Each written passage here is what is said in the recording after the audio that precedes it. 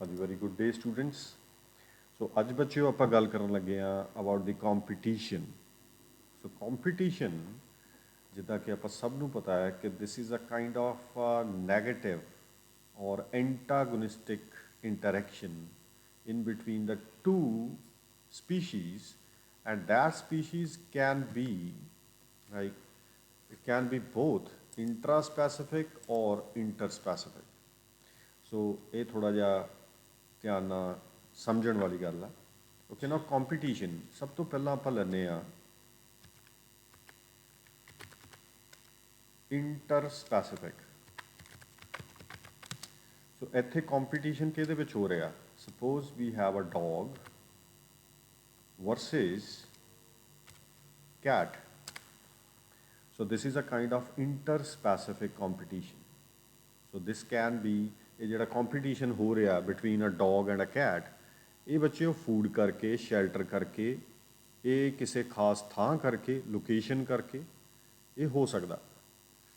ਦੂਜੀ ਟਾਈਪ ਦਾ ਜਿਹੜਾ ਕੰਪੀਟੀਸ਼ਨ ਹੈ ਉਹ ਬੱਚੇ ਉਹ ਹੋ ਸਕਦਾ ਇੰਟਰਾਸਪੈਸੀਫਿਕ ਕੰਪੀਟੀਸ਼ਨ।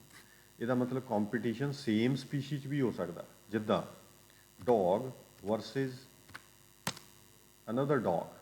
ਇਹਦਾ ਮਤਲਬ D1 ਵਰਸਸ D2। ਇਹਦਾ ਮਤਲਬ ਇੱਥੇ ਦੋਵੇਂ ਡੌਗਸ ਨੇ। ਹੁਣ ਜਿਹੜਾ ਇੰਟਰਾਸਪੈਸੀਫਿਕ ਕੰਪੀਟੀਸ਼ਨ ਹੈ ਇਹ ਦੋ ਡੌਗਸ ਦੇ ਵਿੱਚ, ਦੋ ਕੈਟਸ ਦੇ ਵਿੱਚ, ਦੋ ਬਫਲੋਜ਼ ਦੇ ਵਿੱਚ, ਦੋ ਟਾਈਗਰਸ ਦੇ ਵਿੱਚ, ਦੋ ਡੀਅਰ ਦੇ ਵਿੱਚ, ਕਿਸੇ 'ਚ ਵੀ ਹੋ ਸਕਦਾ। ਐਂਡ ਜਦੋਂ ਇਹ ਦੋਵੇਂ ਟਾਈਪ ਦੇ ਇੰਟਰਸਪੈਸੀਫਿਕ ਤੇ ਇੰਟਰਾਸਪੈਸੀਫਿਕ ਕੰਪੀਟੀਸ਼ਨਸ ਨੂੰ ਦੇਖਿਆ ਜਾਂਦਾ ਤਾਂ ਇਹ ਦੇਖਿਆ ਗਿਆ ਕਿ ਜਿਹੜੇ ਇੰਟਰਾਸਪੈਸੀਫਿਕ ਟਾਈਪ ਦੇ ਕੰਪੀਟੀਸ਼ਨਸ ਨੇ ਇਹ ਬੱਚੇ ਉਹ ਜ਼ਿਆਦਾ ਸਵੀਅਰ ਹੁੰਦੇ ਆ। They are more severe and ਇਹ ਜ਼ਿਆਦਾ ਖਤਰਨਾਕ ਲੈਵਲ ਦੇ ਹੋ ਸਕਦੇ ਨੇ, ਕਿਉਂਕਿ ਜਿੱਥੇ ਦੋਵੇਂ ਓਪੋਨੈਂਟਸ ਇੱਕੋ ਜੀ ਸਟਰੋਂਗ ਓਪੋਨੈਂਟਸ ਨੇ, ਦੋਵੇਂ ਇੱਕੋ ਜਿਹੇ ਆ, ਲਾਈਕ ਇੱਕ ਡੌਗ ਆ ਦੂਜਾ ਵੀ ਡੌਗ ਆ, ਇੱਕ ਟਾਈਗਰ ਆ ਦੂਜਾ ਵੀ ਟਾਈਗਰ ਆ। ਸੋ ਇੱਥੇ ਜਿਹੜਾ ਕੰਪੀਟੀਸ਼ਨ ਹੋਏਗਾ ਉਹ ਜ਼ਿਆਦਾ ਸਵੀਅਰ ਹੋਏਗਾ, ਜ਼ਿਆਦਾ ਡੇਂਜਰਸ ਹੋਏਗਾ, ਇਹਦੇ ਵਿੱਚ ਡੈਥ ਦੇ ਚਾਂਸਿਸ ਜ਼ਿਆਦਾ ਹੋਣਗੇ। ਠੀਕ ਹੈ। ਔਨ ਦਾ ਕੰਟਰੇਰੀ ਜਿਹੜਾ ਇੰਟਰਸਪੈਸੀਫਿਕ ਕੰਪੀਟੀਸ਼ਨ ਹੈ ਇੱਥੇ ਜਿਹੜੀ ਸਵੀਅਰਿਟੀ ਆ ਉਹ ਥੋੜ੍ਹੀ ਹੋਏਗੀ। ਉਹ ਥੋੜ੍ਹੀ ਇਨ ਦਾ ਸੈਂਸ ਕਿ ਜਦੋਂ ਇੱਕ ਡੌਗ ਤੇ ਇੱਕ ਕੈਟ ਆਪਸ 'ਚ ਕੰਪੀਟ ਕਰਨਗੇ ਤਾਂ ਬੜੀ ਜਲਦੀ ਹਾਰਨ ਤੋਂ ਪਹਿਲਾਂ ਹੀ ਇੱਕ ਐਨੀਮਲ ਹੋ ਸਕਦਾ ਕਿ ਕੰਪੀਟੀਸ਼ਨ ਤੋਂ ਬਾਹਰ ਹੋ ਜਾਵੇ। ਸੋ ਜਦੋਂ ਤੱਕ ਤਾਂ ਕੈਟ ਉਹਦਾ ਮੁਕਾਬਲਾ ਕਰਨ ਦੀ ਕੋਸ਼ਿਸ਼ ਕਰੇਗੀ ਡੌਗ ਦਾ, ਉਦੋਂ ਤੱਕ ਤਾਂ ਇਹ ਕੰਪੀਟੀਸ਼ਨ ਚੱਲੇਗਾ। ਪਰ ਇੱਕ ਟਾਈਮ ਇੱਦਾਂ ਦਾ ਆਏਗਾ ਜਿਹੜਾ ਕਿ ਬੜੀ ਜਲਦੀ ਆ ਜਾਏਗਾ ਕਿ ਕੈਟ ਉੱਥੋਂ ਚਲੀ ਜਾਏਗੀ ਜਾਂ ਉੱਥੋਂ ਭੱਜ ਜਾਏਗੀ ਉਸ ਕੰਪੀਟੀਸ਼ਨ 'ਚੋਂ, ਕਿਉਂਕਿ ਉਹ ਡੌਗ ਦੇ ਮੁਕਾਬਲੇ ਬਹੁਤ ਛੋਟੀ ਹੈ। ਸੇਮ ਆਪਾਂ ਇੱਕ ਇੱਥੇ ਐਗਜ਼ਾਮਪਲ ਲੈ ਕੇ ਚੱਲ ਸਕਦੇ ਹਾਂ ਵੀ ਇੱਕ ਡੀਅਰ ਹੈ, ਇੱਕ ਟਾਈਗਰ ਹੈ। ਹੁਣ ਡੀਅਰ ਟਾਈਗਰ ਤੋਂ ਕਿੰਨੀ ਦੇਰ ਭੱਜ ਲੇਗਾ? ਠੀਕ ਹੈ। ਸੋ ਇਸ ਟਾਈਪ ਦਾ ਜਿਹੜਾ ਕੰਪੀਟੀਸ਼ਨ ਹੈ ਉਹ ਬੜੀ ਥੋੜ੍ਹੀ ਦੇਰ ਚੱਲਦਾ, ਉਹ ਜ਼ਿਆਦਾ ਸਵੀਅਰ ਨਹੀਂ ਹੁੰਦਾ। ਇਹਦੇ ਵਿੱਚ ਜਾਂ ਤਾਂ ਡੈਥ ਹੋ ਜਾਏਗੀ ਬੜੀ ਜਲਦੀ, ਜਿੱਦਾਂ ਕਿ ਟਾਈਗਰ ਡੀਅਰ ਨੂੰ ਮਾਰ ਦੇਗਾ, ਜਾਂ ਇੱਕ ਐਨੀਮਲ ਕੰਪੀਟੀਸ਼ਨ ਛੱਡ ਕੇ ਚਲਿਆ ਜਾਏਗਾ। ਜੇ ਔਨ ਦਾ ਕੰਟਰਰੀ ਜਿਹੜਾ ਇੰਟਰਾਸਪੈਸੀਫਿਕ ਕੰਪੀਟੀਸ਼ਨ ਹੈ, ਇੰਟਰਾਸਪੈਸੀਫਿਕ ਕੰਪੀਟੀਸ਼ਨ ਜ਼ਿਆਦਾ ਸਵੀਅਰ ਹੋਏਗਾ, ਇਹ ਜ਼ਿਆਦਾ ਟਾਈਮ ਤੱਕ ਚੱਲ ਸਕਦਾ। ਇੱਥੇ ਹਾਰਨ ਦੇ ਚਾਂਸਿਸ ਮਤਲਬ ਕਾਫੀ ਚਿਰ ਬਾਅਦ ਆਉਣਗੇ, ਕਾਫੀ ਟਾਈਮ ਲੱਗੇਗਾ। ਜਦੋਂ ਇੱਕ ਡੀਅਰ ਜਾਂ ਇੱਕ ਟਾਈਗਰ ਥੱਕ ਜਾਏਗਾ ਜਾਂ ਉਹਦੇ ਬਹੁਤ ਸਾਰੀ ਸੱਟ ਲੱਗ ਜਾਏਗੀ, ਉਹ ਕੈਪੇਬਲ ਨਹੀਂ ਹੋਏਗਾ ਕੰਪੀਟ ਕਰਨ ਦੇ, ਉਦੋਂ ਇਹ ਕੰਪੀਟੀਸ਼ਨ ਖਤਮ ਹੋਏਗਾ। ਸੋ ਇਹ ਬੱਚਿਓ ਬਹੁਤ ਧਿਆਨ ਨਾਲ ਤੁਸੀਂ ਇੱਕ ਚੀਜ਼ ਨੋਟ ਕਰਨੀ ਹੈ ਕਿ ਜਿਹੜਾ ਕੰਪੀਟੀਸ਼ਨ ਹੈ ਦੈਟ ਕੈਨ ਬੀ ਇੰਟਰਸਪੈਸੀਫਿਕ ਔਰ ਇੰਟਰਾਸਪੈਸੀਫਿਕ, and that competition can be like for different kind of resources like light, moisture, nutrients, food, shelter, even reproduction. ਠੀਕ ਹੈ। ਸੋ ਇਹ ਜਿਹੜੇ ਕੰਪੀਟੀਸ਼ਨ ਹੈ ਇਹਨੂੰ ਆਪਾਂ ਇਸੇ ਤਰੀਕੇ ਨਾਲ ਇੱਥੇ ਪੜਾਂਗੇ।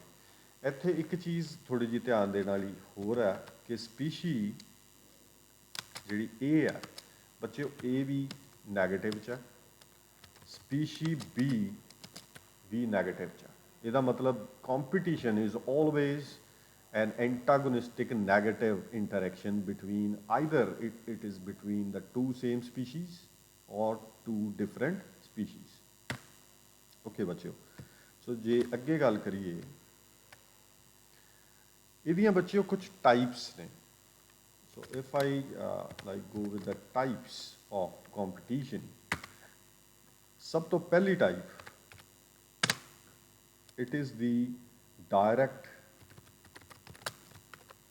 interference type of competition. So there is a direct interference of the two species. So ਇਹ ਜਿਹੜਾ competition ਹੈਗਾ ਬੱਚਿਓ direct type ਦਾ, ਸੋ ਇੱਥੇ ਜਿਹੜੇ ਮੈਂਬਰ ਨੇ ਦੋ ਡਿਫਰੈਂਟ ਪੋਪੂਲੇਸ਼ਨਸ ਦੇ, ਉਹ ਮਿਊਚੁਅਲੀ ਜਾਂ ਐਕਟਿਵਲੀ ਇੰਟਰਫੀਅਰ ਕਰਦੇ ਆ ਤੇ ਇੱਕ ਦੂਜੇ ਨੂੰ ਹਰਾਉਣ ਦੀ ਕੋਸ਼ਿਸ਼ ਕਰਦੇ ਆ। ਸੋ ਇੱਥੇ ਇੱਕ ਐਕਸਪੈਰੀਮੈਂਟ ਬੱਚਿਓ ਕੀਤਾ ਗਿਆ ਡਾਇਰੈਕਟ ਇੰਟਰਫੀਰੈਂਸ ਦੇ ਵਿੱਚ। It is called as the ਕਰੋਮਬੀਜ਼ experiment.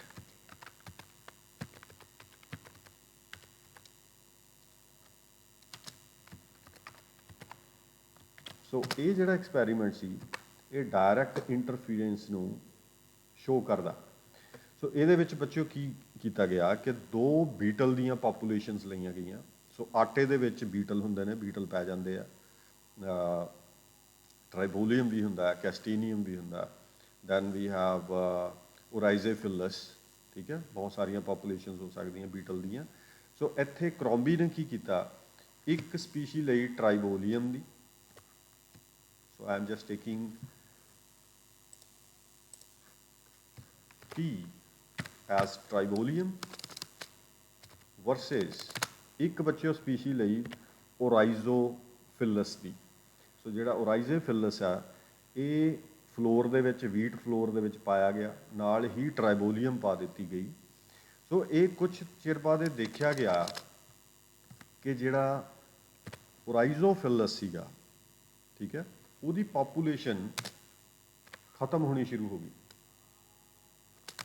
ਤੇ ਜਦੋਂ ਕਿ ਜਿਹੜਾ ਟ੍ਰਾਈਬੋਲੀਅਮ ਸੀਗਾ ਉਹਦੀ ਜਿਹੜੀ ਪਾਪੂਲੇਸ਼ਨ ਸੀ ਉਹ ਇਨਕਰੀਜ਼ ਹੋਣੀ ਸ਼ੁਰੂ ਹੋਈ। ਸੋ ਇਸ ਕੰਪੀਟੀਸ਼ਨ ਦੇ ਵਿੱਚ ਟ੍ਰਾਈਬੋਲੀਅਮ ਜਿੱਤ ਗਿਆ ਫਰੋਮ ਦੀ ਓਰਾਈਜ਼ੋਫਿਲਸ। ਰੀਜ਼ਨ ਕੀ ਸੀਗਾ ਕਿ ਜਦੋਂ ਇਹ ਦੋਵੇਂ ਗਰੋ ਕਰਦੇ ਸੀਗੇ ਤਾਂ ਇਹ ਦੋਵਾਂ ਦੇ ਐਗਸ ਖਾ ਲੈਂਦੇ ਸੀ। ਟ੍ਰਾਈਬੋਲੀਅਮ ਓਰਾਈਜ਼ੋਫਿਲਸ ਦੇ ਖਾਂਦਾ ਸੀ, ਓਰਾਈਜ਼ੋਫਿਲਸ ਟ੍ਰਾਈਬੋਲੀਅਮ ਦੇ ਐਗਸ ਖਾਂਦੀ ਸੀ ਜਿਹੜੀ ਬੀਟਲ ਸੀ। ਸੋ ਉੱਥੇ ਦੇਖਿਆ ਗਿਆ ਕਿ ਜਿਹੜੇ ਟ੍ਰਾਈਬੋਲੀਅਮ ਸੀਗੀ ਉਹ ਓਰਾਈਜ਼ੋਫਿਲਸ ਦੇ ਜ਼ਿਆਦਾ ਐਗਸ ਖਾ ਜਾਂਦੀ ਹੈ। ਸੋ ਇੰਨੇ ਐਗਸ ਖਾ ਜਾਂਦੀ ਹੈ ਕਿ ਉਹਦੇ ਵਿੱਚੋਂ ਜਦੋਂ ਹੈਚਿੰਗ ਹੁੰਦੀ ਹੈ ਓਰਾਈਜ਼ੋਫਿਲਸ ਦੀ ਉਹ ਉਨੀ ਨਹੀਂ ਹੋ ਪਾਉਂਦੀ ਕਿਉਂਕਿ ਐਗ ਹੀ ਖਾਧੇ ਜਾ ਚੁੱਕੇ ਆ। ਸੋ ਹੌਲੀ ਹੌਲੀ ਕੰਪੀਟੀਸ਼ਨ ਦੇ ਵਿੱਚ ਜਿਹੜੀ ਓਰਾਈਜ਼ੋਫਿਲਸ ਆ ਉਹ ਉੱਥੋਂ ਖਤਮ ਹੋ ਜਾਂਦੀ ਹੈ। ਸੋ ਇਹ it is a kind of direct interference, ਦੋਵੇਂ ਸਿੱਧੇ ਆ ਕੇ ਆਪਸ 'ਚ ਲੜਦੇ ਆ, ਠੀਕ ਹੈ। ਸੋ ਇੱਕ ਐਕਸਪੈਰੀਮੈਂਟ ਕੀਤਾ ਗਿਆ by Frank. So this is called as Frank's experiment. So Frank experiment ਦੇ ਵਿੱਚ ਕੀ ਦੇਖਿਆ ਗਿਆ ਕਿ ਇਹਨੇ ਬੱਚਿਓ ਦੋ ਸਪੀਸ਼ੀਜ਼ ਲਈਆਂ ਡੈਫਨੀਆ ਦੀਆਂ।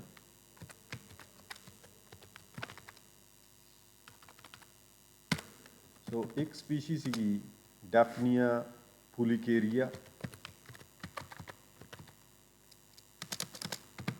ਵਰਸਸ ਦੂਜੀ ਸਪੀਸ਼ੀ ਜਿਹੜੀ ਬੱਚਿਓ ਲਈ ਗਈ ਉਹ ਸੀਗੀ ਡੈਫਨੀਆ ਮੈਗਨਾ। ਸੋ ਫਰੈਂਕ ਨੇ ਇਹ ਦੋ ਸਪੀਸ਼ੀਜ਼ ਇੱਕ ਕਲਚਰ ਦੇ ਵਿੱਚ ਗਰੋ ਕਰਵਾਈਆਂ। ਸੋ ਉੱਥੇ ਇਹ ਦੇਖਿਆ ਗਿਆ ਕਿ ਜਿਹੜੀ ਡੈਫਨੀਆ ਫੂਲੀਕੇਰੀਆ ਉਹ ਬੱਚਿਓ ਐਕਸਟਿੰਕਸ਼ਨ ਕਰਵਾ ਦਿੰਦੀ ਹੈ ਡੈਫਨੀਆ ਮੈਗਨਾ ਦੀ। ਇਹਦਾ ਮਤਲਬ ਇਹ ਦੋਵਾਂ ਦੇ ਵਿੱਚ ਡੈਫਨੀਆ ਮੈਗਨਾ ਖਤਮ ਹੋ ਜਾਂਦੀ ਹੈ ਤੇ ਡੈਫਨੀਆ ਫੂਲੀਕੇਰੀਆ ਇਹ ਗਰੋ ਕਰਦੀ ਹੈ। So this is a direct interference type of the competition. Okay ਬੱਚਿਓ, ਸੋ ਇਸ ਤੋਂ ਬਾਅਦ ਜਿਹੜੀ ਦੂਜੀ ਟਾਈਪ ਦਾ ਕੰਪੀਟੀਸ਼ਨ ਹੈਗਾ which is I should take the B type. So this is called as the resource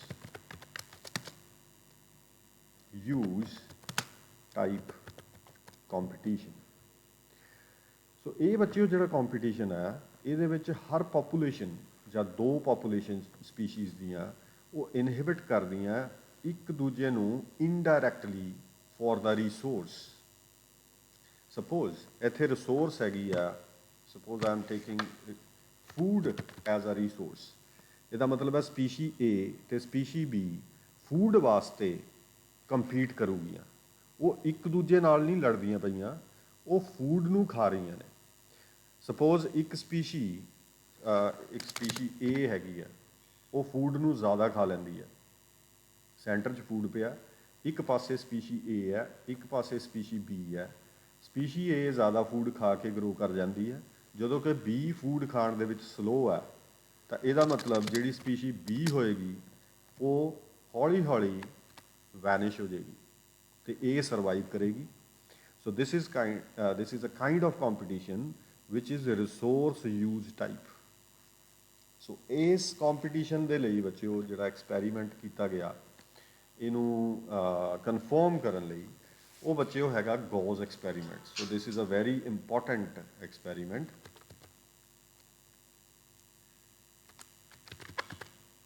Ghaus experiment, ਇਹਦੇ ਉੱਪਰ ਕਾਫੀ ਵਾਰ ਕੁਐਸਚਨ ਆਏ ਨੇ ਗੌਸ ਐਕਸਪੈਰੀਮੈਂਟ ਦੇ ਉੱਪਰ।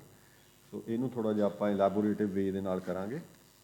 ਸੋ ਬੱਚਿਓ ਜਿਹੜਾ ਗੌਸ ਸੀਗਾ, ਇਹਨੇ ਕੰਪੀਟੀਸ਼ਨ ਨੂੰ ਸਟੱਡੀ ਕੀਤਾ ਬਿਟਵੀਨ 3 ਡਿਫਰੈਂਟ ਪੈਰਾਮੀਸ਼ੀਅਮ ਸਪੀਸ਼ੀਜ਼। ਸੋ ਗੌਸ ਐਕਸਪੈਰੀਮੈਂਟ 'ਚ ਕੀ ਹੋਇਆ ਕਿ ਪੈਰਾਮੀਸ਼ੀਅਮ ਦੀਆਂ 3 ਸਪੀਸ਼ੀਜ਼ ਲਈਆਂ ਗਈਆਂ। ਇਹ 3 ਸਪੀਸ਼ੀਆਂ ਕਿਹੜੀਆਂ ਸੀ? ਇਟ ਇਜ਼ ਪੈਰਾਮੀਸ਼ੀਅਮ ਕੌਡੇਟਮ, ਦੂਜੀ ਬੱਚਿਓ ਲਈ ਗਈ ਪੈਰਾਮੀਸ਼ੀਅਮ ਔਰੇਲੀਆ, ਐਂਡ ਤੀਜੀ ਲਈ ਗਈ ਪੈਰਾਮੀਸ਼ੀਅਮ ਬਰਸੇਰੀਆ। ਇਹ 3 ਸਪੀਸ਼ੀਜ਼ ਲੈ ਕੇ ਉਸ ਐਕਸਪੈਰੀਮੈਂਟ ਦੇ ਵਿੱਚ ਗੌਸ ਨੇ ਇਹ ਪ੍ਰੂਵ ਕੀਤਾ ਕਿ ਜਿਹੜੀ ਰਿਸੋਰਸ ਟਾਈਪ ਕੰਪੀਟੀਸ਼ਨ ਹੈ, ਇਹਦੇ ਵਿੱਚ ਕੋਈ ਇੱਕ ਸਪੀਸ਼ੀ ਹੀ ਜਿੱਤਦੀ ਹੈ, ਜਾਂ ਜੇ 2 ਸਪੀਸ਼ੀਜ਼ ਜਿੱਤਦੀਆਂ ਤਾਂ ਉਹ ਆਪਸ ਦੇ ਵਿੱਚ ਕਿਸੇ ਟਾਈਪ ਦੀ ਕੋਲੈਬੋਰੇਸ਼ਨ ਕਰ ਲੈਂਦੀਆਂ ਨੇ। ਉਹ ਆਪਾਂ ਦੇਖਦੇ ਹਾਂ ਵੀ ਇਹ 3 ਸਪੀਸ਼ੀਜ਼ ਦੇ ਵਿੱਚ ਜਿਹੜਾ ਗੌਸ ਨੇ ਐਕਸਪੈਰੀਮੈਂਟ ਕੀਤਾ ਉਹਦੇ ਵਿੱਚ ਕੀ ਆਇਆ। ਓਕੇ ਬੱਚਿਓ, ਸੋ ਆਈ ਐਮ ਟੇਕਿੰਗ, ਸਭ ਤੋਂ ਪਹਿਲਾਂ ਉਹਨੇ ਕੀ ਲਿਆ? ਨੰਬਰ 1, ਉਹਨੇ 2 ਸਪੀਸ਼ੀਆਂ ਲਈਆਂ। ਇੱਕ ਪੈਟੂ ਡਿਸ਼ ਲਈ, ਉਹਦੇ ਵਿੱਚ ਮੀਡੀਅਮ ਸੀਗਾ। ਉਸ ਮੀਡੀਅਮ ਦੇ ਵਿੱਚ ਗੌਸ ਨੇ 2 ਸਪੀਸ਼ੀਜ਼ ਇੰਟਰੋਡਿਊਸ ਕੀਤੀਆਂ। ਕਿਹੜੀਆਂ ਕਿਹੜੀਆਂ? ਪੈਰਾਮੀਸ਼ੀਅਮ ਔਰੇਲੀਆ ਐਂਡ ਪੈਰਾਮੀਸ਼ੀਅਮ ਕੌਡੇਟਮ। ਸੋ ਉਹਨੇ ਇੱਕ ਪੈਰਾਮੀਸ਼ੀਅਮ ਕੌਡੇਟਮ ਲੈ ਲਿਆ, ਇੱਕ ਪੈਰਾਮੀਸ਼ੀਅਮ ਔਰੇਲੀਆ ਲੈ ਲਿਆ। ਸੋ ਇਹ 2 ਸਪੀਸ਼ੀ ਉਹਨੇ ਸਭ ਤੋਂ ਪਹਿਲਾਂ ਇੰਟਰੋਡਿਊਸ ਕੀਤੀਆਂ। ਸੋ ਇਸ ਕੰਪੀਟੀਸ਼ਨ ਨੂੰ ਉਹਨੇ ਤਕਰੀਬਨ 16 ਦਿਨ ਚਲਾਇਆ ਬੱਚਿਓ, 16 ਡੇਜ਼। ਇਹ ਦੋਵਾਂ ਦੇ ਵਿੱਚ ਕੰਪੀਟੀਸ਼ਨ ਹੋਇਆ 16 ਦਿਨ। ਸੋ ਇੱਥੇ ਕੀ ਹੋਇਆ ਕਿ ਜਿਹੜੀ ਪੈਰਾਮੀਸ਼ੀਅਮ ਔਰੇਲੀਆ ਸੀਗੀ ਉਹ ਵਿਨ ਕਰਦੀ ਆ, ਅਤੇ ਜਿਹੜਾ ਪੈਰਾਮੀਸ਼ੀਅਮ ਕੌਡੇਟਮ ਸੀਗਾ ਇਹ ਬੱਚਿਓ ਉੱਥੋਂ ਐਲੀਮੀਨੇਟ ਹੋ ਜਾਂਦੀ ਹੈ, ਖਤਮ ਹੋ ਜਾਂਦੀ ਹੈ। ਐਂਡ ਇਹ ਖਤਮ ਕਿਉਂ ਹੁੰਦੀ ਆ? ਕਿਉਂਕਿ ਜਿਹੜੀ ਪੈਰਾਮੀਸ਼ੀਅਮ ਔਰੇਲੀਆ ਹੈ ਉਹਦਾ ਇੰਟਰਿੰਸਿਕ ਜਿਹੜਾ ਗਰੋਥ ਰੇਟ ਆ ਪੈਰਾਮੀਸ਼ੀਅਮ ਔਰੇਲੀਆ ਦਾ, ਇਹਦਾ ਜਿਹੜਾ ਗਰੋਥ ਰੇਟ ਆ ਉਹ ਬੱਚਿਓ ਜ਼ਿਆਦਾ। ਸੋ ਜਦੋਂ ਇਹਦਾ ਗਰੋਥ ਰੇਟ ਜ਼ਿਆਦਾ ਹੁੰਦਾ ਤਾਂ ਜਿਹੜਾ ਪੈਰਾਮੀਸ਼ੀਅਮ ਕੌਡੇਟਮ ਹੈ ਇਹ ਹੌਲੀ ਹੌਲੀ ਹੌਲੀ ਹੌਲੀ ਰਿਡਿਊਸ ਹੋ ਕੇ ਇਹ ਖਤਮ ਹੋ ਜਾਂਦਾ। So it is out competed. So ਜਿਹੜਾ ਪੈਰਾਮੀਸ਼ੀਅਮ ਔਰੇਲੀਆ ਉਹ ਆਊਟ ਕੰਪੀਟ ਕਰ ਦਿੰਦਾ ਪੈਰਾਮੀਸ਼ੀਅਮ ਕੌਡੇਟਮ ਨੂੰ। ਐਂਡ ਇੱਕ ਚੀਜ਼ ਆਪਾਂ ਇਹ ਪੜ੍ਹੀ ਹੋਈ ਹੈ ਕਿ ਜਿਹੜਾ ਪੈਰਾਮੀਸ਼ੀਅਮ ਔਰੇਲੀਆ ਉਹ ਬੱਚਿਓ ਇੱਕ ਟਾਈਪ ਦਾ ਟੌਕਸਿਨ ਬਣਾਉਂਦਾ, ਜਿਹੜੀਆਂ ਕਿ ਇਹਦੇ ਵਿੱਚ ਬਾਡੀਜ਼ ਹੁੰਦੀਆਂ ਵਿਚ ਆਰ ਕਾਲਡ ਐਜ਼ ਦੀ ਕਾਪਾ ਪਾਰਟੀਕਲਸ। ਸੋ ਕਾਪਾ ਪਾਰਟੀਕਲਸ ਇੱਕ ਟਾਈਪ ਦਾ ਟੌਕਸਿਨ ਵੀ ਰਿਲੀਜ਼ ਕਰਦੇ ਆ, ਠੀਕ ਹੈ। ਸੋ ਇਹ ਜਿਹੜੀ ਟੌਕਸਿਕ ਪ੍ਰੋਟੀਨ ਹੁੰਦੀ ਆ ਇਹਦੇ ਕਰਕੇ ਵੀ ਕੁਛ ਹਾਰਮ ਪੈਰਾਮੀਸ਼ੀਅਮ ਕੌਡੇਟਮ ਨੂੰ ਹੁੰਦਾ ਅਤੇ ਹੌਲੀ ਹੌਲੀ ਉਹ ਰਿਡਿਊਸ ਹੋ ਜਾਂਦਾ। ਸੋ ਇਸ ਪਹਿਲੇ ਕੰਪੀਟੀਸ਼ਨ ਦੇ ਵਿੱਚ 16 ਦਿਨਾਂ ਦੇ ਵਿੱਚ ਪੈਰਾਮੀਸ਼ੀਅਮ ਔਰੇਲੀਆ ਜਿੱਤ ਜਾਂਦੀ ਹੈ, ਪੈਰਾਮੀਸ਼ੀਅਮ ਕਾਰਡੇਟਮ ਹਾਰ ਜਾਂਦੀ ਹੈ। ਇਸ ਤੋਂ ਬਾਅਦ ਉਹਨੇ ਬੱਚਿਓ ਕੀ ਕੀਤਾ, ਨੰਬਰ 2,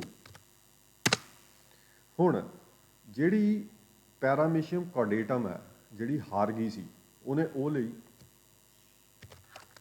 ਪੈਰਾਮੀਸ਼ੀਅਮ ਕਾਰਡੇਟਮ ਐਂਡ ਨਾਲ ਲੈ ਲਈ ਪੈਰਾਮੀਸ਼ੀਅਮ ਬਰਸੇਰੀਆ। ਸੋ ਇਹ ਦੋ ਸਪੀਸ਼ੀਜ਼ ਉਹਨੇ ਸੈਕਿੰਡ ਪਾਰਟ ਦੇ ਵਿੱਚ ਲਈਆਂ, in the second part of the experiment.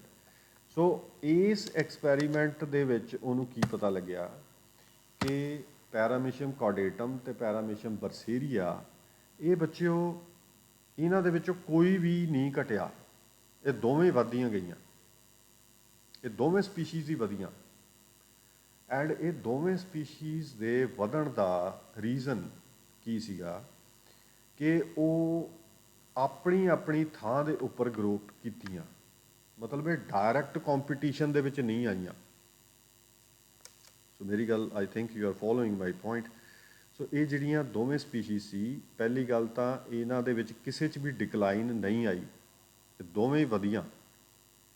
And ਇਹ ਦੋਵੇਂ ਕਿਉਂ ਵਧੀਆਂ, ਕਿਉਂਕਿ ਇਹਨਾਂ 'ਚ ਕੋ ਐਗਜ਼ਿਸਟੈਂਸ ਹੋ ਗਈ। ਜਿਹੜੀ ਕੋ ਐਗਜ਼ਿਸਟੈਂਸ ਸੀ ਉਹ ਕਿਉਂ ਹੋਈ, ਕਿਉਂਕਿ ਜਿਹੜੀ ਪੈਰਾਮੀਸ਼ੀਅਮ ਕਾਰਡੇਟਮ ਸੀ ਇਹ ਉਸ ਪੈਟਰੀ ਡਿਸ਼ 'ਚ ਖੱਬੇ ਪਾਸੇ ਸਪੋਜ਼ ਗਰੋ ਕਰੀ ਗਈ, ਪੈਰਾਮੀਸ਼ੀਅਮ ਬਰਸੇਰੀਆ ਸੱਜੇ ਪਾਸੇ ਗਰੋ ਕਰੀ ਗਈ। ਸੋ ਦੇ ਆਰ ਸਪੇਸ਼ਲੀ ਮਤਲਬ space wise spatially separated. So this is very important thing to note. So ਇਹਨਾਂ ਦੀ ਜਿਹੜੀ ਫੀਡਿੰਗ ਸੀ ਬੱਚਿਓ ਉਹ ਅਲੱਗ-ਅਲੱਗ ਪਾਰਟਸ ਦੇ ਵਿੱਚ ਹੋਈ, ਇੱਕ ਖੱਬੇ ਪਾਸੇ ਫੀਡ ਕਰਦਾ ਸੀ, ਇੱਕ ਸੱਜੇ ਪਾਸੇ ਫੀਡ ਕਰਦਾ ਸੀ, ਤੇ ਆਪਸ ਦੇ ਵਿੱਚ ਇਹ ਕੰਪੀਟ ਨਹੀਂ ਸੀ ਕਰਦੇ ਡਾਇਰੈਕਟਲੀ। ਸੋ ਇਸ ਕਰਕੇ ਇਹ ਜਿਹੜੇ ਦੋਵੇਂ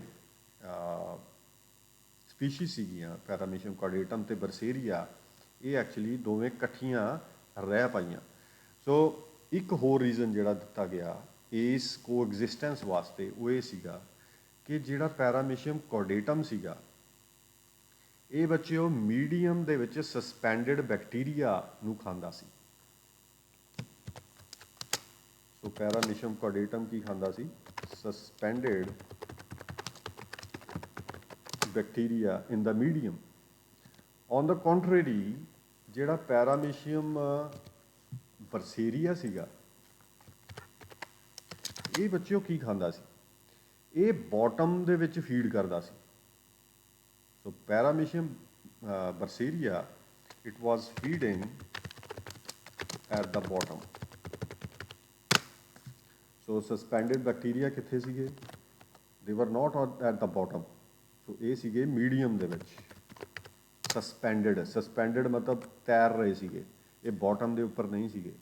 ਸੋ ਸੀਗਾ ਕਿ ਪੈਟਰੀ ਡਿਸ਼ ਦੇ ਵਿੱਚ ਉੱਪਰ ਵਾਲੇ ਹਿੱਸੇ 'ਚ ਮੀਡੀਅਮ ਦੇ ਪੈਰਾਮੀਸ਼ੀਅਮ ਕਾਰਡੇਟਮ ਰਹਿੰਦਾ ਸੀ ਤੈਰਦਾ ਹੋਇਆ, ਤੇ ਪੈਰਾਮੀਸ਼ੀਅਮ ਬਰਸੇਰੀਆ ਨੀਚੇ ਫੀਡ ਕਰਦਾ ਸੀ ਬਾਟਮ ਦੇ ਉੱਤੇ। ਸੋ ਇਸ ਕਰਕੇ ਇਹ ਦੋਵੇਂ ਸਪੀਸ਼ੀਜ਼ ਇਕੱਠੀਆਂ ਕੋ ਐਗਜ਼ਿਸਟੈਂਸ ਦੇ ਵਿੱਚ ਗਰੋ ਕੀਤੀਆਂ। ਸੋ ਬੱਚਿਓ ਇਸ ਐਕਸਪੈਰੀਮੈਂਟ ਨਾਲ ਇਹ ਪਤਾ ਲੱਗਿਆ ਕਿ ਰਿਸੋਰਸ ਯੂਜ਼ ਟਾਈਪ ਕੰਪੀਟੀਸ਼ਨ ਹੋ ਸਕਦਾ।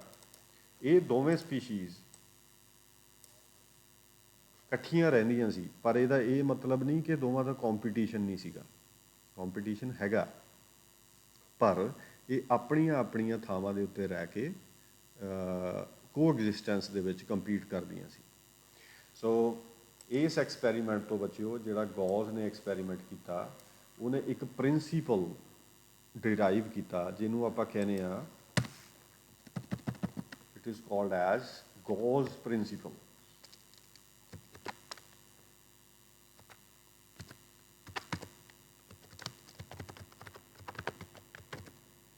ਸੋ ਗੌਜ਼ ਪ੍ਰਿੰਸੀਪਲ ਨੂੰ ਬੱਚਿਓ ਕੰਪੀਟੀਸ਼ਨ ਐਕਸਕਲੂਜਨ ਪ੍ਰਿੰਸੀਪਲ ਵੀ ਕਿਹਾ ਜਾਂਦਾ।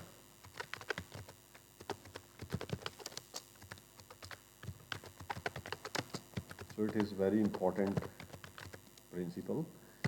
So Gauss principle or competition exclusion principle. ਇਹ ਬੱਚਿਓ ਪ੍ਰਿੰਸੀਪਲ ਕੀ ਕਹਿੰਦਾ ਹੁਣ, it is very very important. ਇਹਦੇ ਉੱਤੇ ਅਲੱਗ ਕੁਐਸਚਨ ਵੀ ਆ ਜਾਂਦਾ। ਇਹ ਕਹਿ ਰਿਹਾ ਕਿ van to closely related species, ਜਦੋਂ ਦੋ ਸਪੀਸ਼ੀਆਂ ਆਪਸ 'ਚ ਰਿਲੇਟਡ ਹੋਣ, ਜਿੱਦਾਂ ਪੈਰਾਮੀਸ਼ੀਅਮ ਕਾਰਡੇਟਮ ਤੇ ਪੈਰਾਮੀਸ਼ੀਅਮ ਬਰਸੇਰੀਆ, ਵਿਦ ਸਿਮਿਲਰ ਰਿਕੁਆਇਰਮੈਂਟਸ, ਉਹਨਾਂ ਦੀ ਰਿਕੁਆਇਰਮੈਂਟ ਵੀ ਸੇਮ ਹੋਵੇ ਦੋ ਸਪੀਸ਼ੀਆਂ ਦੀ, ਦੇ ਅਕਰ ਇਨ ਦਾ ਸੇਮ ਇਨਵਾਇਰਮੈਂਟ, ਉਹ ਇੱਕੋ ਥਾਂ ਦੇ ਉੱਤੇ ਹੋਣ ਦੋ ਜਣੇ ਜਿਨ੍ਹਾਂ ਦੀ ਰਿਕੁਆਇਰਮੈਂਟ ਵੀ ਸੇਮ ਹੈ। ਕਹਿੰਦਾ ਵੀ ਦੇ ਯੂਜ਼ ਡਿਫਰੈਂਟ ਫੂਡ, ਉਹ ਕਹਿੰਦਾ ਜਾਂ ਤਾਂ ਉਸ ਥਾਂ 'ਤੇ ਅਲੱਗ-ਅਲੱਗ ਚੀਜ਼ਾਂ ਖਾਣਗੇ, ਜਾਂ they will become active at different periods, ਇੱਕ ਸਵੇਰੇ ਨਿਕਲੇਗਾ ਬਾਹਰ, ਇੱਕ ਦੁਪਹਿਰ ਤੋਂ ਬਾਅਦ ਨਿਕਲੇਗਾ, ਤਾਂ ਉਹ ਇਕੱਠੇ ਰਹਿ ਸਕਦੇ ਆ। ਔਰ ਆਕੂਪਾਈ ਡਿਫਰੈਂਟ ਨਿਚਿਸ, ਵੀ ਇੱਕ ਖੱਬੇ ਪਾਸੇ ਰਹੀ ਜਾਵੇ, ਇੱਕ ਸੱਜੇ ਪਾਸੇ ਰਹੀ ਜਾਵੇ, ਤਾਂ ਉਹ ਇਕੱਠੇ ਰਹਿ ਸਕਦੇ ਆ, ਟੂ ਅਵੋਇਡ ਕੰਪੀਟੀਸ਼ਨ। ਅਦਰਵਾਈਜ਼ ਜੇ ਉਹ ਇੱਦਾਂ ਨਹੀਂ ਕਰਦੇ, ਵੀ ਸਵੇਰੇ ਇੱਕੋ ਟਾਈਮ 'ਤੇ ਦੋਵੇਂ ਨਿਕਲੇ ਆਉਣ ਬਾਹਰ, ਦੋਵੇਂ ਇੱਕੋ ਹੀ ਫੂਡ ਖਾਣ, ਅਤੇ ਉਹ ਦੋਵੇਂ ਅਲੱਗ-ਅਲੱਗ ਵੀ ਨਾ ਰਹਿਣ, ਅਤੇ ਡਾਇਰੈਕਟ ਕੰਪੀਟੀਸ਼ਨ 'ਚ ਆ ਜਾਣ, ਫਿਰ ਕੀ ਹੁੰਦਾ, ਵਨ ਆਫ ਦੈਮ, ਦੋਵਾਂ 'ਚੋਂ ਇੱਕ, ਵਿਲ ਬੀ ਐਲੀਮੀਨੇਟਡ, ਉਹ ਉੱਥੋਂ ਖਤਮ ਹੋ ਜਾਏਗਾ। As no two species can occupy exactly the same ecological niche, ਉਹ ਕਹਿੰਦਾ ਵੀ ਜੇ ਇੱਦਾਂ ਨਹੀਂ ਹੋਏਗਾ, ਜੇ ਦੋਵੇਂ ਇਕੱਠੇ ਬਾਹਰ ਆ ਜਾਣਗੇ, ਇਕੱਠਾ ਫੂਡ ਖਾਣਗੇ, ਫਿਰ ਦੋਵਾਂ ਦੇ ਵਿੱਚੋਂ ਇੱਕ ਖਤਮ ਹੋ ਜਾਏਗਾ ਵਿਦ ਟਾਈਮ। ਇਹੀ ਕੰਪੀਟੀਸ਼ਨ ਐਕਸਕਲੂਜਨ ਪ੍ਰਿੰਸੀਪਲ ਹੈ। ਐਕਸਕਲੂਜਨ ਦਾ ਮਤਲਬ ਕੀ ਹੈ, ਕਿ ਉਹ ਖਤਮ ਹੋ ਜਾਏਗਾ। ਸੋ ਜੇ ਏ ਸਪੀਸ਼ੀ ਵੀ ਸਵੇਰੇ ਬਾਹਰ ਆ ਰਹੀ ਹੈ, is competing with the species B, ਫਿਰ ਦੋਵਾਂ ਦੇ ਵਿੱਚੋਂ ਜਿਹੜਾ ਤਕੜਾ ਹੋਏਗਾ, ਜਿਹੜਾ ਰਿਸੋਰਸ ਤੇ ਡਾਇਰੈਕਟ ਕੰਪੀਟੀਸ਼ਨ ਦੇ ਵਿੱਚ ਤਕੜਾ ਹੋਏਗਾ, ਉਹ ਜਿੱਤ ਜਾਏਗਾ, ਦੂਜਾ ਐਕਸਕਲੂਡ ਹੋ ਜਾਏਗਾ। ਸੋ this is called as the competition ਐਕਸਕਲੂਜਨ principal. ਸੋ ਜੇ ਇਹ ਪ੍ਰਿੰਸੀਪਲ ਆਉਂਦਾ ਤਾਂ ਤੁਸੀਂ ਗੌਜ਼ ਐਕਸਪੈਰੀਮੈਂਟ ਦੇ ਸਕਦੇ ਹੋ ਬੱਚਿਓ। ਇਹਦੇ ਵਿੱਚ ਇੱਥੇ ਸਿੰਪਲ PA ਅਤੇ PC, ਜਿਹੜਾ ਔਰੇਲੀਆ ਅਤੇ ਕਾਰਡੇਟਮ ਦਾ ਐਕਸਪੈਰੀਮੈਂਟ ਸੀਗਾ, ਉਹਦੇ ਵਿੱਚ ਔਰੇਲੀਆ ਨੇ ਪੈਰਾਮੀਸ਼ੀਅਮ ਕਾਰਡੇਟਮ ਨੂੰ ਹਰਾਤਾ ਸੀਗਾ, ਇਹ ਆਪਾਂ ਪੜ੍ਹਿਆ ਸੀ। ਸੋ ਇਹ ਇੱਕ ਡਾਇਰੈਕਟ ਕੰਪੀਟੀਸ਼ਨ ਹੋ ਗਿਆ। ਐਕਸਕਲੂਜਨ ਕਿਹਦੀ ਹੋ ਗਈ, ਕਾਰਡੇਟਮ ਦੀ।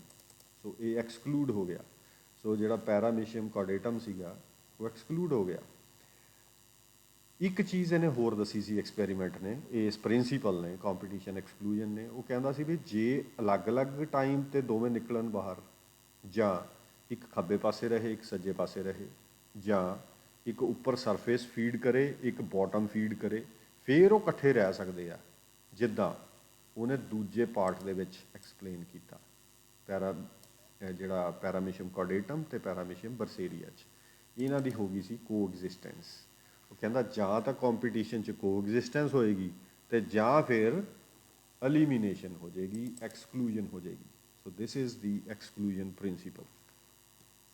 ਸੋ ਬੱਚਿਓ, ਇਹ ਪਾਰਟ ਹੈ ਜਿਹੜਾ that is very very important. And ਜਦੋਂ ਵੀ ਦੋ ਸਪੀਸ਼ੀਜ਼ A ਅਤੇ B ਆਪਸ ਦੇ ਵਿੱਚ ਕੰਪੀਟ ਕਰਦੀਆਂ, ਤਾਂ ਇੱਕ ਬੱਚਿਓ ਇਕੁਏਸ਼ਨ ਹੈ ਜਿਹਦੇ ਤੋਂ ਉਹਨਾਂ ਦਾ rate of change in population ਦਾ ਪਤਾ ਲੱਗਦਾ।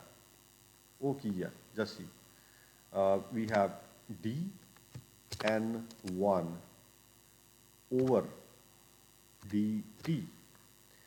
ਜਿਹੜਾ ਬੱਚਿਓ ਇਹ ਫਾਰਮੂਲਾ ਹੈਗਾ, ਇਹ ਤੁਹਾਨੂੰ ਦੇਗਾ rate of change in the population of species 1, ਠੀਕ ਹੈ, ਔਰ A, ਅਤੇ B ਦਾ ਰੇਟ ਆਫ ਚੇਂਜ ਕੀ ਹੋਏਗਾ, dN2 over dt। Now what is dN1? dN1 is the number of the individuals of population A. So A population ਦੇ ਕਿੰਨੇ ਬੰਦੇ ਆ, ਬਟ ਇਹ dt is the specific time period, ਕਿ ਕਿੰਨੇ ਟਾਈਮ 'ਚ ਕਿੰਨੇ ਬੰਦੇ ਆ, ਇਹ ਉਹਦੀ ਪਾਪੂਲੇਸ਼ਨ ਆ, ਠੀਕ ਹੈ। ਜੇ ਆਪਾਂ dN2 ਲਈਏ, this is the population of the species B. So A, this is the rate of the change of species B, this is the rate of the change of species A.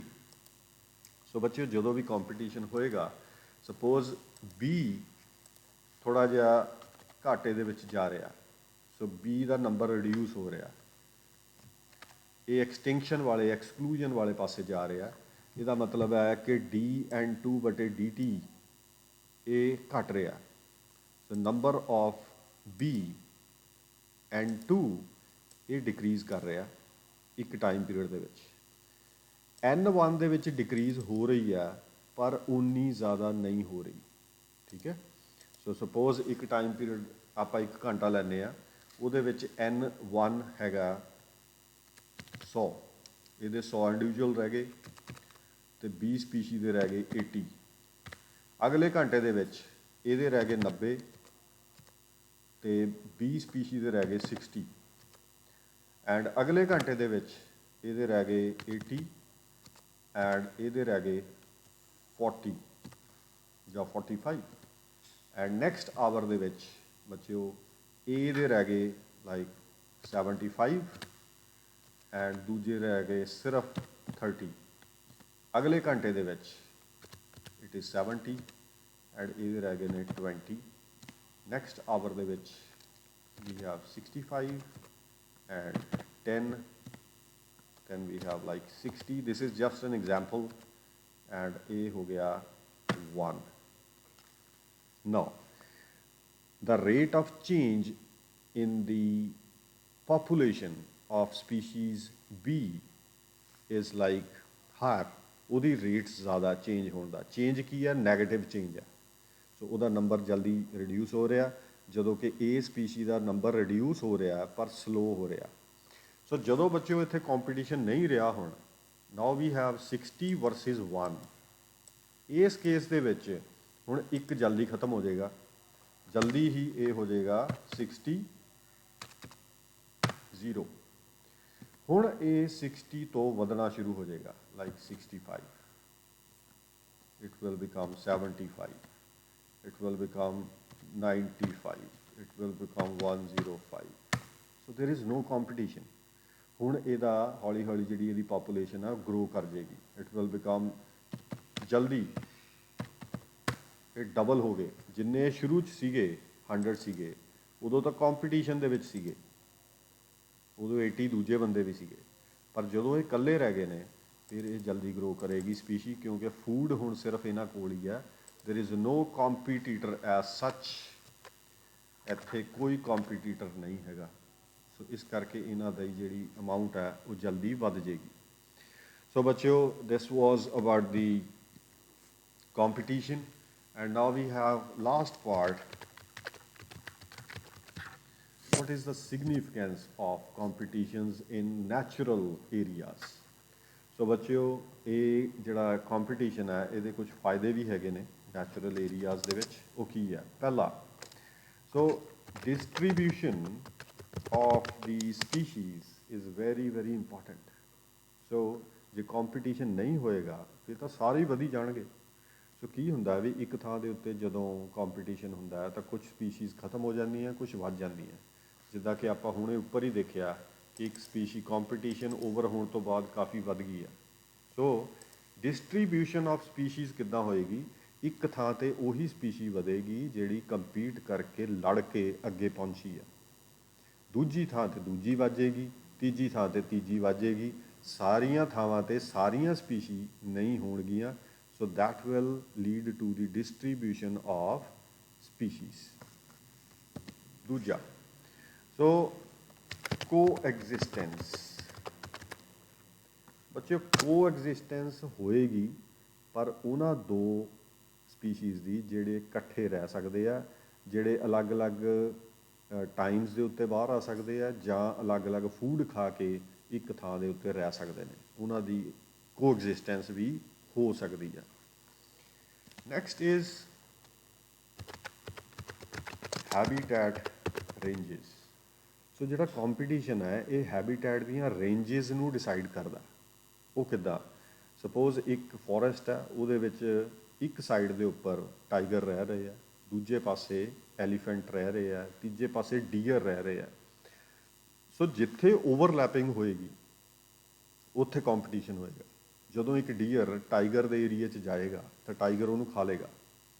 So on the contrary, opposite side 'ਤੇ tiger ਜਦੋਂ deer ਵਾਲੇ ਪਾਸੇ ਆਏਗਾ ਤਾਂ dear ਉੱਥੋਂ ਭੱਜ ਲੈਣਗੇ, ਉੱਥੋਂ ਭੱਜਣਗੇ।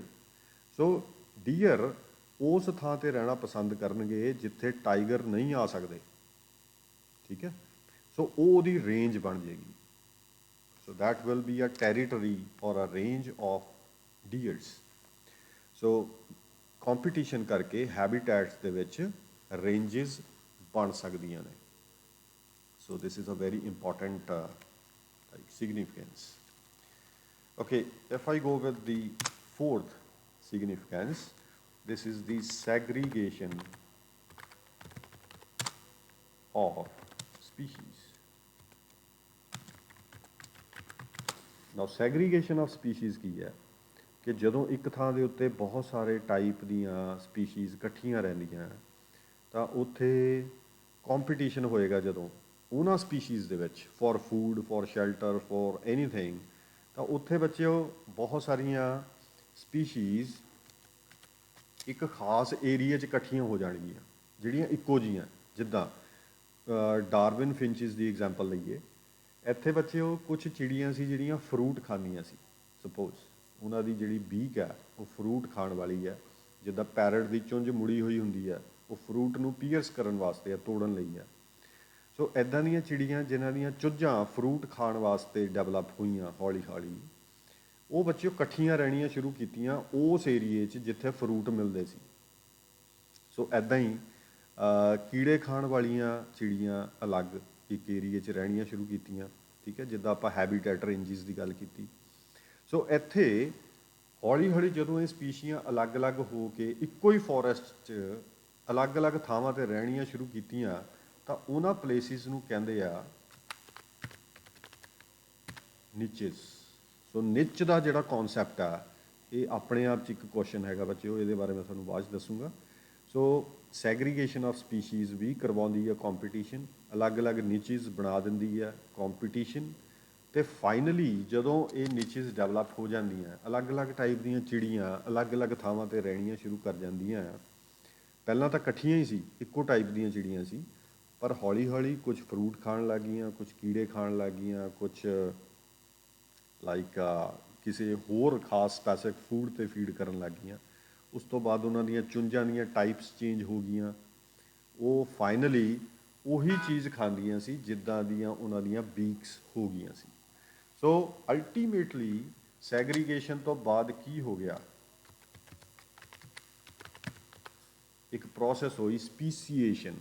ਇਹਦਾ ਮਤਲਬ ਉਹ ਸਾਰੀਆਂ ਚਿੜੀਆਂ ਅਲੱਗ-ਅਲੱਗ ਸਪੀਸ਼ੀਜ਼ ਦੇ ਵਿੱਚ ਡਿਵਾਈਡ ਹੋ ਗਈਆਂ, 4-5 ਟਾਈਪ ਦੀਆਂ ਸਪੀਸ਼ੀਜ਼ ਬਣ ਗਈਆਂ ਉਹਨਾਂ ਸੇਮ ਸਪੈਰੋਜ਼ ਦੀਆਂ, ਕਿਉਂਕਿ ਉਹ ਅਲੱਗ-ਅਲੱਗ ਫੂਡ ਖਾਂਦੀਆਂ ਸੀ ਅਤੇ ਅਲੱਗ-ਅਲੱਗ ਨੀਚੀਜ਼ ਦੇ ਵਿੱਚ ਡਿਵਾਈਡ ਹੋ ਗਈਆਂ। ਸੋ ਹੌਲੀ ਹੌਲੀ ਜਿਹੜਾ ਕੰਪੀਟੀਸ਼ਨ ਹੈ ਉਹ ਸਪੀਸੀਏਸ਼ਨ ਵੀ ਕਰਵਾ ਦਿੰਦਾ, ਠੀਕ ਹੈ। ਸੋ ਇਸ ਕਰਕੇ ਜਿਹੜੀ ਕੰਪੀਟੀਸ਼ਨ ਹੈ that is a very very important aspect of the nature. ਇਹਨੇ ਨੇਚਰ ਦੇ ਵਿੱਚ ਬੜਾ ਕੁਝ ਕਰਵਾਇਆ ਅਤੇ ਕੰਪੀਟੀਸ਼ਨ ਨੂੰ ਕਦੀ ਨੈਗੇਟਿਵਲੀ ਨਹੀਂ ਦੇਖਣਾ ਚਾਹੀਦਾ। ਜੇ ਐਜ਼ ਅ ਹੋਲ ਸਾਰੀ ਅਰਥ ਨੂੰ ਆਪਾਂ ਦੇਖੀਏ, ਇੱਥੇ ਉਹੀ ਐਨੀਮਲ ਐਗਜ਼ਿਸਟ ਕਰ ਸਕਦਾ ਜਿਹੜਾ ਕੰਪੀਟ ਕਰ ਸਕਦਾ। ਐਂਡ ਕੰਪੀਟੀਸ਼ਨ ਨੇਚਰ ਦਾ ਇੱਕ ਇੱਦਾਂ ਦਾ ਰੂਲ ਹੈ ਜਿਹਨੂੰ ਲਾਈਕ ਤੁਸੀਂ ਪਿੱਛੇ ਨਹੀਂ ਰੱਖ ਸਕਦੇ। ਕੰਪੀਟੀਸ਼ਨ ਹਰ ਥਾਂ ਦੇ ਉੱਤੇ ਹੈ। ਇਹ ਤੁਹਾਡੇ ਘਰ ਦੇ ਵਿੱਚ ਵੀ ਹੈ, ਤੁਹਾਡੀ ਕਲਾਸ ਦੇ ਵਿੱਚ ਵੀ ਹੈ, ਇਹ ਤੁਹਾਡਾ ਜਦੋਂ ਤੁਸੀਂ ਜੌਬ ਲੈਣੀ ਆ ਉੱਥੇ ਵੀ ਹੈ, ਇਹ ਹਰ ਥਾਂ ਦੇ ਉੱਪਰ ਹੈ। ਸੋ ਜਿਹੜਾ ਕੰਪੀਟੀਸ਼ਨ ਹੈ ਇਹਦੇ ਉੱਪਰ ਵੀ ਤੁਹਾਨੂੰ ਇੱਕ ਫੁੱਲ ਫਲੈਜ 5 ਨੰਬਰ ਦਾ ਕੁਐਸਚਨ ਆ ਸਕਦਾ ਬੱਚਿਓ। ਸੋ ਆਈ ਹੋਪ ਕਿ ਜੇ ਤੁਸੀਂ ਇਹ ਸਾਰੇ ਕੌਨਸੈਪਟਸ ਤੁਸੀਂ ਕੰਪੀਟੀਸ਼ਨ 'ਚ ਦੱਸੋਗੇ ਤਾਂ you will get like 5 out of 5।